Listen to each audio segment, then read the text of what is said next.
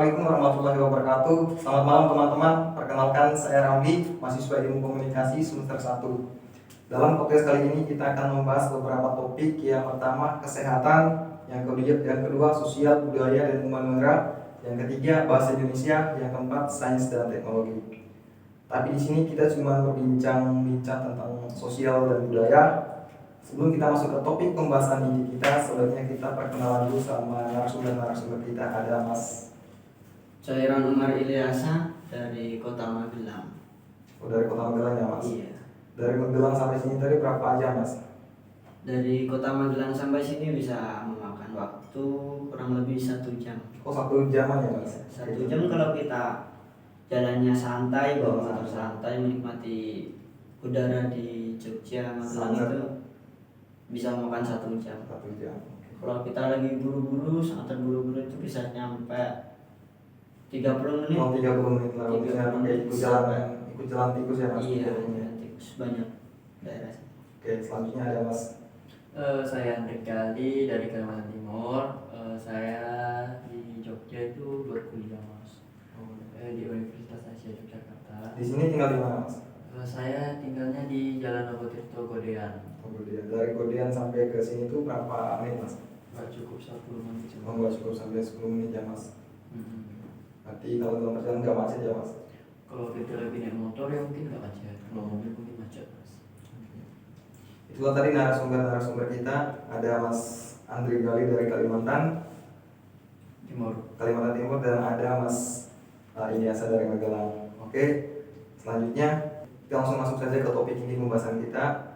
Menurut pendapat kalian, apa yang menyebabkan terjadinya kerusakan lingkungan? Mungkin saya minta pendapatnya dari Mas Ilyasa dulu. Penyebab kerusakan lingkungan. Ya, Kerusakan lingkungan itu ada 2 faktor. Yang pertama faktor alam, yang kedua faktor manusia. Oke, dari faktor alam itu seperti apa Mas? Dari faktor alam itu seperti banyak bencana alam kayak tsunami, banjir, tanah longsor. Itu termasuk faktor alam.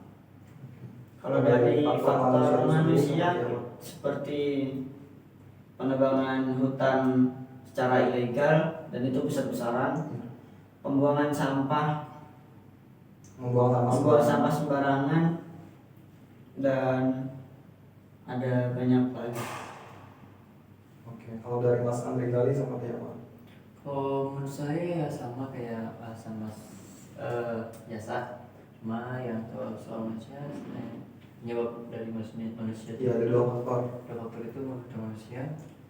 Saya menambah 1 yaitu pemburuan liar. Oh, pemburuan. Masuk merusakan lingkungan juga Mas. Lingkungan satwa. Ya, Lingkungan itu satwa. satu. Kalau dari faktor alam sendiri tadi pendapat Mas Andri Gali itu contohnya seperti apa? Kalau faktor dari kerusakan lingkungan dari alam, Iya. itu seperti gempa bumi, tsunami, sama longsor. Iya. Kalau faktor dari manusia itu sendiri contohnya seperti apa Mas? Kalau dari Indonesia sama ya, yang saya bilang tadi Mas. Pemburuan hewan ya, pemburuan liar sama penebangan pohon ilegal, pembuangan sampah. adanya Mas, tanpa adanya izinan gitu. Iya. Dan itu juga bisa kena pasal ya Mas kalau misalnya Iya, tanpa. itu bisa kena pasal pidana, kena penjara. Mereka menambang pohon sembarangan tanpa adanya izinan dan tanpa memikirkan dampak dari penebangan pohon itu seperti apa ya Mas. Selanjutnya bagaimana cara kita supaya lingkungan itu tetap terjaga Mas? Mungkin dari Mas Gali seperti apa?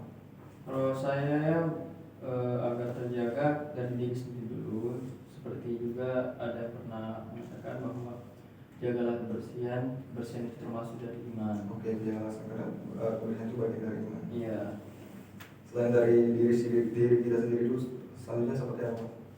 Ya kita harus bersadar diri agar menjaga lingkungan itu sangat penting. Oh, ya, sangat penting. Mau diri sendiri maupun dengan masyarakat itu sangat perlu. Bukan masyarakat kan sekitar lingkungan itu juga perlu. Dan kita harus memberikan contoh yang terbaik kepada mereka. Kalau dari Mas Ilyasa sendiri seperti apa Mas? Kalau dari saya sendiri, kita harus mengintrospeksi diri kita sendiri. Oke, agar mengintrospeksi. menjadi pribadi yang bersih bersih. di lingkungan sekitar maupun di lingkungan yang lain. Dan kita memulai dari hal-hal kecil seperti membuang sampah pada tempatnya dan memilah sampah-sampah organik dan non organik. Oke, memilah sampah organik dan non organik itu kan ada tujuannya mas, memilah sampah itu Iya, seperti apa? agar tujuannya bisa menjadi didaur ulang dan bisa dijadikan bahan untuk kreativitas. ya, kreativitas.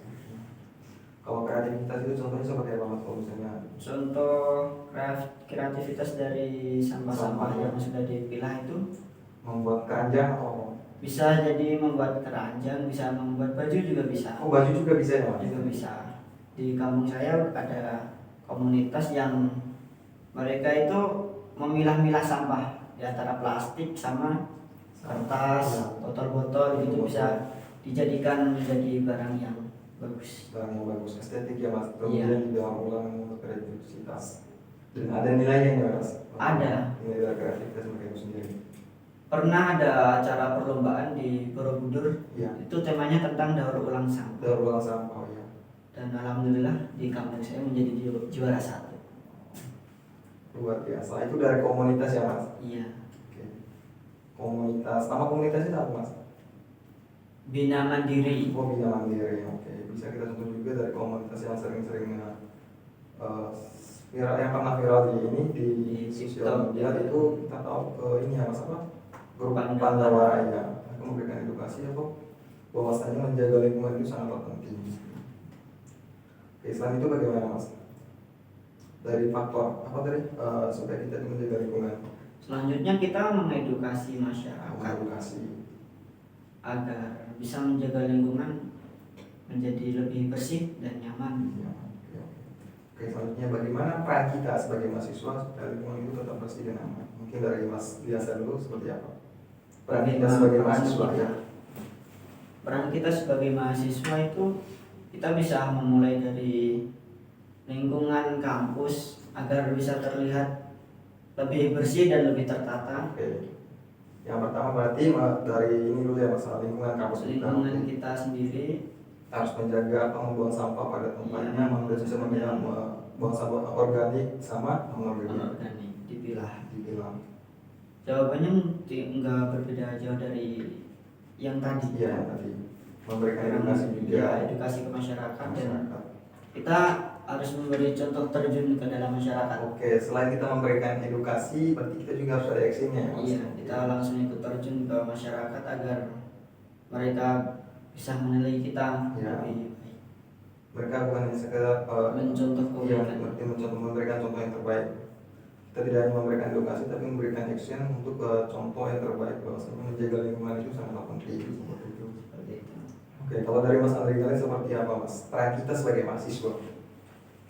Peran kita sebagai mahasiswa ya tidak beda jauh dari yang dikatakan Mas Elias. Memberikan edukasi terhadap masyarakat dan bagaimana kita menata kampus kita yang sebagai mahasiswa itu pun bisa dilihat dari masyarakat. Oke, bisa Kalau kampus kita bersih, masyarakat itu bisa beranggapan kalau di mahasiswa di kampus itu bersih-bersih. Jadi mereka akan berpikir untuk mengubah lingkungan mereka itu agar bersih lagi, nyaman. Oke, yang nyaman. Sebelum masuk ke edukasi, berarti yang pertama itu kita harus adanya kesadaran ya mas. Kesadaran kita sebagai mahasiswa bahwasanya menjaga lingkungan itu penting. Karena dari itu kita harus membuang sampah pada tempatnya dan bisa memilah ini yang organik sama non organik. Oke, tujuannya itu ya apa? Sama seperti yang dikatakan mas biasa. Apa tadi mas? Bisa diolah menjadi bahan. Contohnya ada ya komunitas di kampungnya ini dan kemarin ya mas. Sudah tahun lewat. Berarti tahun sebelumnya. Iya. Pernah dapat juara ya mas. Selanjutnya apakah mas setuju kalau kerusakan lingkungan itu disebabkan oleh manusia? Jika setuju berikan alasannya seperti apa? Mungkin dari Mas Andri kali seperti apa? Saya setuju dengan apa yang dikatakan itu, tapi tidak 100% saya Ya, tidak 100%. Karena kembali lagi tadi ada dua faktor ya mas. Iya, karena kerusakan lingkungan itu terjadi karena dua faktor juga. Iya. Yang Mas Ramli bilang tadi. Kalau faktor lingkungannya mungkin dari faktor bencana alam ya. Itu kita tidak bisa memprediksi kapan terjadinya tsunami, kapan gempa, dan kapan juga terjadinya tanah longsor. Walau hanya Tuhan yang tahu, yang Maha Kuasa. Kalau soal manusia, mungkin akibatnya seperti penebangan pohon secara legal, itu berakibat seperti bencana alam juga, tapi tanah longsor. Dan habitat hewan di hutan itu kurang, punah. Sama juga dengan pemburuan liar, itu bisa merusak ekosistem lingkungan. Karena berkurangnya makhluk binatang yang hidup di hutan itu juga termasuk kerusakan lingkungan terhadap lingkungan kita. Dan ini juga masalah membuang sampah, hal-hal kecil itu membuang sampah ya dari lingkungan terdekat kita. Hal ke situ seperti membuang sampah sembarangan itu termasuk kerusakan lingkungan juga. Sama kita kebanjiran. Iya, kebanjiran. Hewan termasuk juga bisa terkena dengan dampaknya kepada binatang di sekitar kita, hewan-hewan di sekitar kita. Banyaknya di hewan-hewan itu memakan sampah plastik, sampah-sampah yang tidak bisa tidak bisa terurai. Kalau sayur-sayuran kan bisa, kalau plastik itu susah. Makanya itu ada namanya sistem pembedaan antara sampah yang bisa didaur ulang dan organik sama non organik. Ya. Itu makanya kita membuat sistem itu. Oke Mas, kalau misalnya ini kan kita sudah memberikan pertama kan kesadaran, yang kedua memberikan edukasi. Kalau misalnya kita sudah memberikan edukasi kepada masyarakat ataupun orang-orang terdekat kita, tapi mereka tidak ingat kita sudah memberikan edukasi, tapi mereka masih aja membuang sampah sembarangan seperti itu. Itu solusinya bagaimana Mas? Solusinya ya kita harus memberi mereka bagaimana sih caranya agar sampah itu tidak dibuang sembarangan. Ya. Sebagai peran mahasiswa kita itu harus memberi edukasi terhadap masyarakat. Ya, maksud saya begini Mas, kita kan sudah memberikan edukasi ya. Iya. Tapi mereka masih aja membuang sampah sembarangan Mas. Ya solusinya kita hanya bisa melihat kesadaran mereka. Kesadaran mereka. Kita hanya bisa melihat contoh. Yang penting kita sudah memberikan contoh yang terbaik kepada mereka, bahwasanya selain kita memberikan edukasi, kita juga ada actionnya, turun ke lapangan, maksudnya memberikan contoh yang terbaik kepada mereka, bahwasanya menjaga lingkungan itu sangat penting. Kalau dari Mas Inesa sendiri seperti apa? Kalau menurut saya juga setuju, tapi memang tidak 100% itu kerusakan disebabkan oleh manusia. Karena kita tidak tahu kapan terjadinya bencana alam seperti tsunami atau gunung meletus itu. Oke Mas, kalau misalnya kita kan udah memberikan edukasi kepada masyarakat ataupun orang-orang terdekat kita, bahwasanya menjaga lingkungan itu sangat penting, dan kita juga sudah memberikan contoh yang terbaik kepada mereka, tapi mereka masih saja membuang sampah sembarangan Mas, gitu, ataupun menebang pohon tanpa adanya izinan ilegal gitu.